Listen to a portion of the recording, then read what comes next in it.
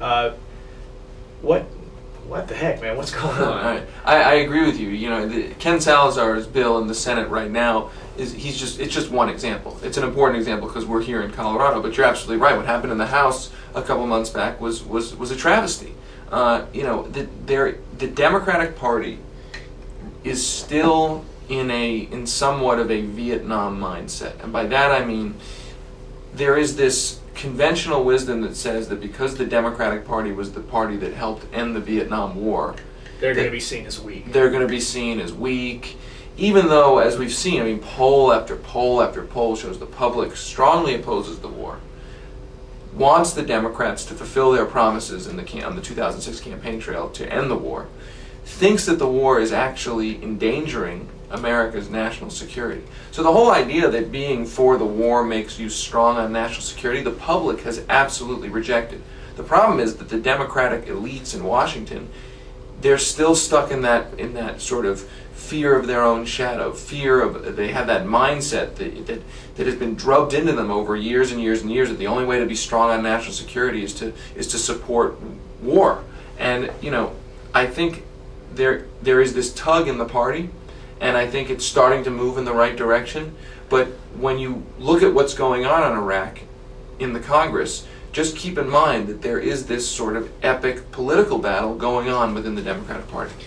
Well, there's a person I want to bring up, Cindy Sheehan, but first, in terms of like what they call polling and what the public's feeling, I'll just tell you my experience.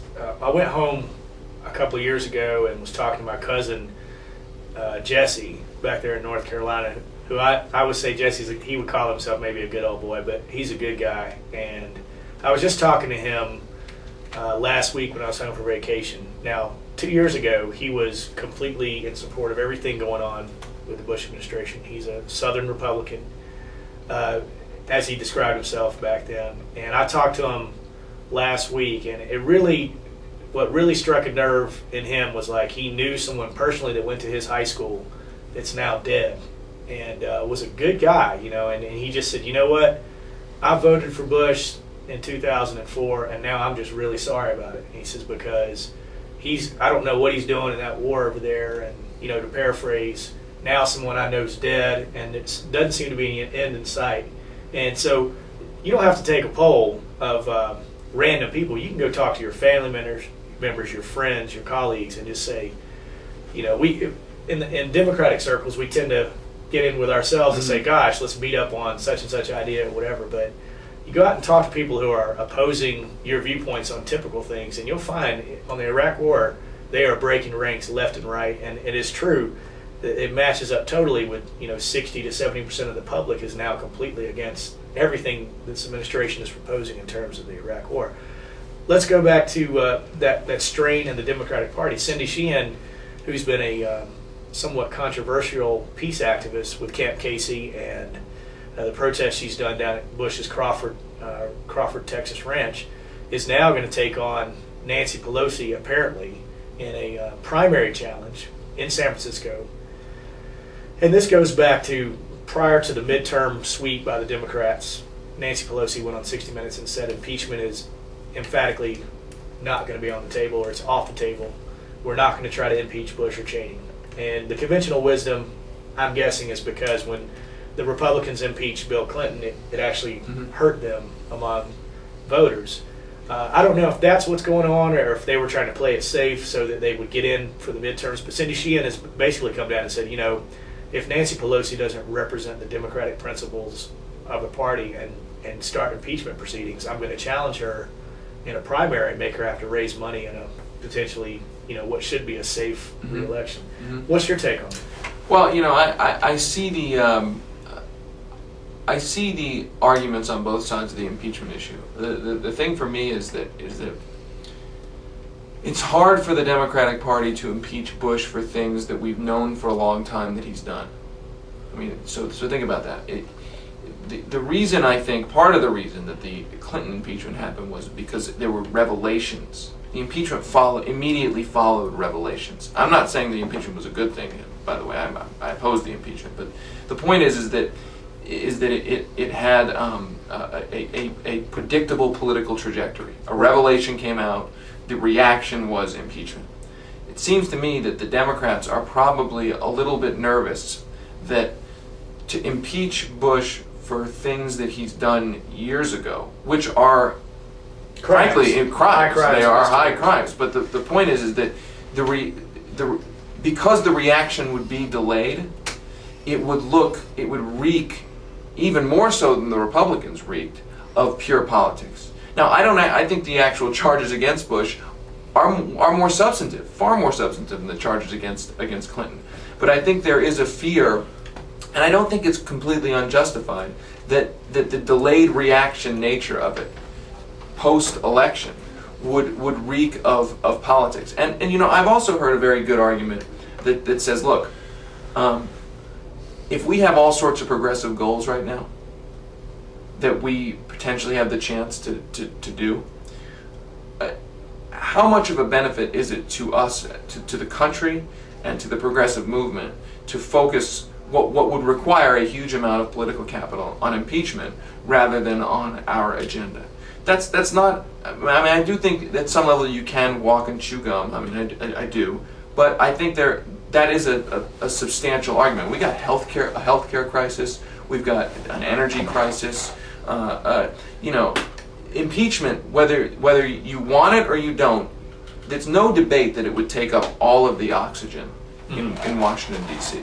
I think that the pressure for impeachment ends up translating into a pressure on the Democratic Party to be more assertive towards Bush generally. That's why I think the pressure for the folks who are pushing for impeachment, whether we actually get impeachment or not, their pressure is productive. And by the way, I mean, the last thing I'll say about this is, remember, pushing for impeachment is not a fringe position. The latest poll came out, said 54% of Americans want the Congress to impeach Dick Cheney. I mean, that was a nonpartisan poll. And you were talking about the things that Bush authorized back in 2003, which are now turning out to be what would, on paper, be high crimes and misdemeanor. By Cheney just simply refusing to admit that he's part of either the judicial or executive or legislative branch is basically not turning over subpoena materials. That's and, right.